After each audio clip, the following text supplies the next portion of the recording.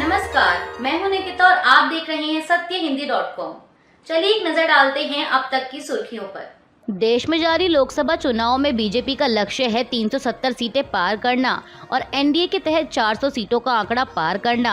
अब बीजेपी की इसी भविष्यवाणी पर केंद्रीय विदेश मंत्री एस जयशंकर की प्रतिक्रिया आई है। उनका कहना है कि मौजूदा लोकसभा चुनाव में अपने दम पर कम से कम 370 सीटें जीतने का भाजपा का लक्ष्य अचानक से बताई गई संख्या नहीं है। उन्होंने एक इंटरव्यू में कहा कि मुझे नहीं लगता कि पीएम नरेंद्र मोदी ने कभी भी अचानक से किसी संख्या का जिक्र किया है। पार्टी अपने लक्ष्य को लेकर काफी काम करती है और उसे कैसे हासिल करना है उस पर फोकस करती है। उन्होंने कहा कि बूथ लेवल पर सब देखने के बाद ही इस तरह के दावे किए जाते हैं। एस जयशंकर से जब ये पूछा गया कि इनमें से कुछ राज्य भाजपा के पारंपरिक गढ़ नहीं हैं, ऐसे में बीजेपी वहां अच्छा प्रदर्शन कैसे करेगी, तो इस पर उन्होंने कहा कि भाजपा एक पेशेवर पार्टी है और अनुमान पर भरोसा नहीं करती। विदेश मंत्री ने कहा कि हम बूथ स्तर पर विश्लेषण करते हैं और ऊपर की ओर बढ़ते हैं। जब हम कहते हैं कि हमें इस राज्य में इतनी सीटें मिलेंगी तो इस पर बहुत विचार किया गया होता है। देश में जारी लोकसभा चुनाव को लेकर राजनीतिक दल अपनी अपनी जीत के अलग अलग दावे कर रहे हैं। इसी कड़ी में कांग्रेस अध्यक्ष मल्लिकार्जुन खड़गे ने भी बड़ा दावा करते हुए कहा कि लोकसभा चुनाव में इंडिया ब्लॉक 300 से अधिक सीटें जीतेगा, जबकि कांग्रेस पार्टी अकेले ही 273 सीटें पार कर जाएगी। उन्होंने न्यूज 18 को दिए एक इंटरव्यू के दौरान एनडीए के 400 पार के नारे पर कहा कि प्रधानमंत्री नरेंद्र मोदी जो भी कह रहे हैं वह झूठ है। 2014 और 2019 के चुनावों में उन्होंने मनचाही संख्या हासिल कर ली, लेकिन इस बार उनके लिए सत्ता में आना मुश्किल है। वह दक्षिण और यहां तक कि उत्तर में भी हार रहे हैं। खड़गे ने कहा कि मैं इस वजह से ये कह सकता हूं क्योंकि केरल या तमिलनाडु में उनका कोई अस्तित्व नहीं है। हो सकता है कि वह यहाँ वहाँ 1 या 2 सीटें जीत जाएं। उनका आंध्र प्रदेश में कोई अस्तित्व नहीं है। तेलंगाना में हमारा पलड़ा भारी है। पहले हमारे पास केवल 2 सीटें थी, लेकिन इस बार हम अपनी संख्या 10 तक बढ़ाने जा रहे हैं। कर्नाटक में हमारे पास 1 सीट थी, लेकिन इस बार हम इसे 10 तक बढ़ाएंगे। कांग्रेस अध्यक्ष ने कहा कि जहां भी हम हारे वहां हम जीत रहे हैं और जहां भी भाजपा के पास 1 या 0 सीटें थीं, वहां उसकी सीटें नहीं बढ़ रही हैं। दिल्ली के शराब घोटाला मामले में अंतरिम जमानत पर जेल से बाहर आए मुख्यमंत्री अरविंद केजरीवाल ने समाचार एजेंसी पीटीआई को दिए एक इंटरव्यू में कहा कि मुझे तिहाड़ जेल वापस जाने पर कोई तनाव या चिंता महसूस नहीं होगी। उन्होंने कहा कि मैं देश को बचाने के लिए कारावास को अपने संघर्ष का हिस्सा मानता हूं। केजरीवाल ने जोर देकर कहा कि अगर उन्हें फांसी भी हो जाए तो भी आम आदमी पार्टी खत्म नहीं होगी। मैं कहता हूं कि केजरीवाल को फांसी पर लटका दीजिए अगर आपको लगता है कि उन्हें फांसी पर लटकाने से आम आदमी पार्टी खत्म हो जाएगी। उन्होंने कहा कि आम आदमी पार्टी कोई पार्टी नहीं बल्कि एक विचार है। एक केजरीवाल मरेगा तो सैकड़ों और पैदा होंगे। लोकसभा चुनाव के छठे चरण के लिए कल शनिवार 25 मई को वोटिंग होनी है। इस बीच एआईएमआईएम प्रमुख असदुद्दीन ओवैसी ने दिल्ली बीजेपी को निशाने पर लिया है। उन्होंने कहा कि बीजेपी की दिल्ली इकाई ने चुनाव आयोग से कहा है कि बुर्के में औरतों की खास जांच होनी चाहिए। ओवैसी ने आगे कहा कि तेलंगाना में भी पिछले दिनों हुई वोटिंग के दौरान बीजेपी उम्मीदवार ने मुस्लिम ख्वातीन की सरेआम बेइज्जती की और परेशान करने का काम किया। उन्होंने कहा कि हर चुनाव में बीजेपी कोई न कोई बहाना ढूंढकर मुस्लिम ख्वातीन को परेशान करती है और निशाना बनाती है ताकि उनको सताया जाए और उन्हें वोट देने में बाधा बनाई जाए।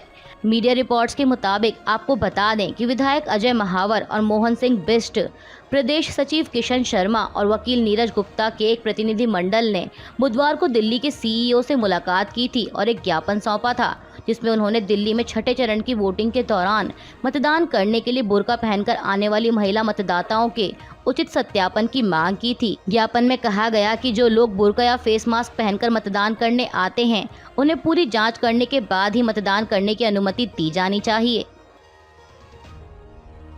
पश्चिम बंगाल के राज्यपाल सीवी आनंद बोस ने कल गुरुवार को नंदीग्राम में एक बुजुर्ग महिला की हत्या को लेकर मुख्यमंत्री ममता बनर्जी की आलोचना की और उनकी सरकार से रिपोर्ट मांगी है।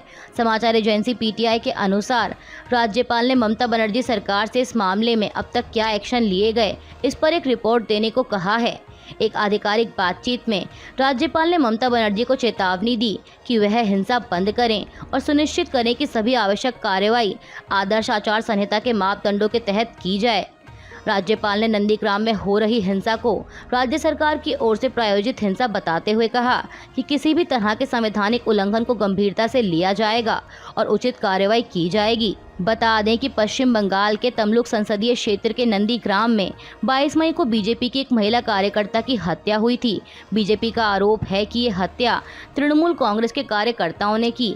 हालांकि टीएमसी ने इस आरोप को खारिज किया है। वंचित बहुजन अघाड़ी के अध्यक्ष प्रकाश आंबेडकर ने प्रधानमंत्री मोदी पर तीखा हमला बोला है। इंडियन एक्सप्रेस से बात करते हुए प्रकाश आंबेडकर ने कहा कि हाँ, ये बात सही है कि तत्कालीन प्रधानमंत्रियों ने अपनी पार्टियों के लिए प्रचार किए हैं, लेकिन प्रधानमंत्री नरेंद्र मोदी ने लोकसभा चुनाव को ग्राम पंचायत के चुनाव में बदल दिया है। पीएम मोदी हर लोकसभा क्षेत्र में प्रचार करते हैं, विधानसभा के चुनाव में भी ऐसा ही करते हैं और ऐसा ही पीएम मोदी स्थानीय स्तर के चुनाव में भी करते हैं। प्रकाश आंबेडकर ने आगे कहा कि पीएम मोदी प्रचार के दौरान निजी हमले कर रहे हैं, जो कि काफी खराब है। उन्होंने पीएम पद की गरिमा गिरा दी है। इस चुनाव ने दिखा दिया है कि केंद्रीय जांच एजेंसी का कैसे सत्ताधारी दल इस्तेमाल करते हैं। कोलकाता हाईकोर्ट ने बीते दिनों 2011 के बाद बने ओबीसी प्रमाण पत्रों को रद्द करने का आदेश दिया है, जिसके बाद भाजपा लगातार राज्य के सत्तारूढ़ टीएमसी और बाकी विपक्ष पर निशाना साध रही है। इसी कड़ी में असम के मुख्यमंत्री हेमंत बिस्वा शर्मा ने भी ममता सरकार पर जमकर हमला बोला। एबीपी को दिए एक इंटरव्यू में उन्होंने कहा कि ममता दीदी ने इसे तुष्टीकरण का हथियार बनाया है। ऐसे में हमारी सरकार बनने पर कर्नाटक और आंध्र प्रदेश में भी मुस्लिमों का बैकडोर रिजर्वेशन बंद किया जाएगा। उन्होंने कहा कि ममता बनर्जी की सरकार रही तो सुप्रीम कोर्ट पर भी बयानबाजी करेंगी। कांग्रेस नेता मणिशंकर अय्यर के एक वायरल वीडियो में दिए गए बयान कि भारत को पाकिस्तान को इज्जत देनी चाहिए क्योंकि उसके पास परमाणु बम है, इस पर शुरू हुआ विवाद थमने का नाम नहीं ले रहा। इस बयान को लेकर भाजपा लगातार विपक्ष पर हमला बोल रही है। इसी कड़ी में प्रधानमंत्री मोदी ने भी मामले को लेकर टिप्पणी की है। एक इंटरव्यू में जब पीएम मोदी से पूछा गया कि आजकल सलाह दी जाती है कि पाकिस्तान से जरा डर कर रहें क्योंकि उसके पास एटम बम है, इसके जवाब में पीएम मोदी ने कहा कि मैं खुद लाहौर जाकर उस ताकत को देकर आया हूं। बिना किसी सिक्योरिटी चेक के मैं सीधा वहां चला गया था। पाकिस्तानी मीडिया में ये चर्चा थी कि ये बिना वीज़ा कैसे आ गए। प्रधानमंत्री ने कहा कि मैं जानता हूं कि पाकिस्तान के लोग परेशान हैं और उनकी परेशानी का कारण भी मैं हूं, ये भी मुझे पता है, लेकिन दुख इस बात का है कि मेरी ही देश की एक जिम्मेदार पार्टी के लोग ऐसे बयान देते हैं। दिल्ली की राज्यसभा सांसद स्वाति मालीवाल के साथ मुख्यमंत्री आवास पर हुई कथित मारपीट के मामले में अभी तक कोई स्पष्ट जानकारी सामने नहीं आई है। इस बीच स्वाति मालीवाल ने कहा है कि वो राज्यसभा की सदस्यता से इस्तीफा नहीं देने वाली हैं। उन्होंने समाचार एजेंसी एएनआई को दिए एक इंटरव्यू में कहा कि मुझे सांसद पद का कोई लालच नहीं है। अगर मुझे प्यार से बोला जाता तो मैं इस्तीफा दे देती। मुझे नहीं लगता कि मैं किसी पद से बंधी हूँ। मैं बिना पद के भी काम कर सकती हूँ, लेकिन जिस तरह से इन्होंने मुझे मारा और पीटा है, अब मैं किसी भी हाल में इस्तीफा नहीं दूंगी। स्वाति मालीवाल ने आगे कहा कि मैं संसद में सबसे युवा महिला सांसद हूँ। मैं इस्तीफा नहीं दूंगी और मैं एक आदर्श सांसद बनकर दिखाऊंगी। दिल्ली के मुख्यमंत्री अरविंद केजरीवाल ने कल गुरुवार को आरोप लगाया था कि दिल्ली पुलिस उनके बुजुर्ग और बीमार माता पिता से पूछताछ करना चाहती है। अब उनके इसी आरोप को लेकर दिल्ली भाजपा अध्यक्ष वीरेंद्र सचदेवा ने पलटवार करते हुए कहा कि स्वाति मालीवाल के मुद्दे पर जब उनसे कुछ बन नहीं रहा तो राजनीति में एक और औजार के रूप में वे अपने बूढ़े माता पिता को ले आए हैं। वे यह पहली बार नहीं कर रहे हैं। दिल्ली की सत्ता पाने के लिए उन्होंने अपने बच्चों की कसम खाई थी कि मैं सरकारी गाड़ी बंगला नहीं लूंगा, लेकिन उन्होंने सभी कस्मों को ताक पर रख दिया। कांग्रेस नेता राहुल गांधी अक्सर अपने चुनावी भाषणों में ये कहते सुनाई देते हैं कि सत्ता में उनकी सरकार आने पर वह अग्निवीर योजना को फाड़कर कूड़ेदान में फेंक देंगे। अब उनके इसी बयान पर पार्टी से निष्कासित नेता आचार्य प्रमोद कृष्णम ने पलटवार करते हुए कहा कि राहुल गांधी को कूड़ेदान का बड़ा अनुभव है। उन्होंने मनमोहन जी का एक ऑर्डिनेंस फाड़कर कूड़ेदान में फेंक दिया था। उन्होंने 13-14 साल में पूरी कांग्रेस को कूड़ेदान में फेंक दिया। कांग्रेस के बड़े बड़े नेता जो सोनिया जी, राजीव जी, इंदिरा जी के साथ थे, उन सबको भी कूड़ेदान में फेंक दिया। राहुल गांधी की चले तो इस देश को कूड़ेदान में फेंक देंगे। वे कूड़ेदान मास्टर हैं, वे किसी को भी कूड़ेदान में फेंक सकते हैं। आचार्य प्रमोद ने आगे कहा कि राहुल गांधी सनातन को भी कूड़ेदान में फेंकना चाहते हैं। राहुल गांधी के अग्निवीर योजना वाले बयान पर केंद्रीय मंत्री राजीव चंद्रशेखर ने भी पलटवार किया है। उन्होंने कहा कि इस चुनाव के दौरान राहुल गांधी हर मुद्दे पर सीमाएं लांघ रहे हैं। वे बहुत हताश हैं। वे धर्म, जाति, समुदाय आदि के आधार पर विभाजन करने की कोशिश कर रहे हैं।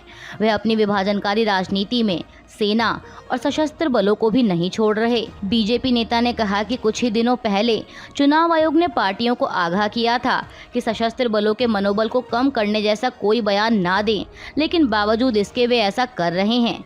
उनके मन में संवैधानिक संस्थाओं के लिए कोई सम्मान नहीं है। भारत के लोग 4 जून को उन्हें स्पष्ट जवाब देंगे। अभी के लिए बस इतना ही। बाकी की खबरों के लिए बने रहिए सत्यहिंदी.com के साथ।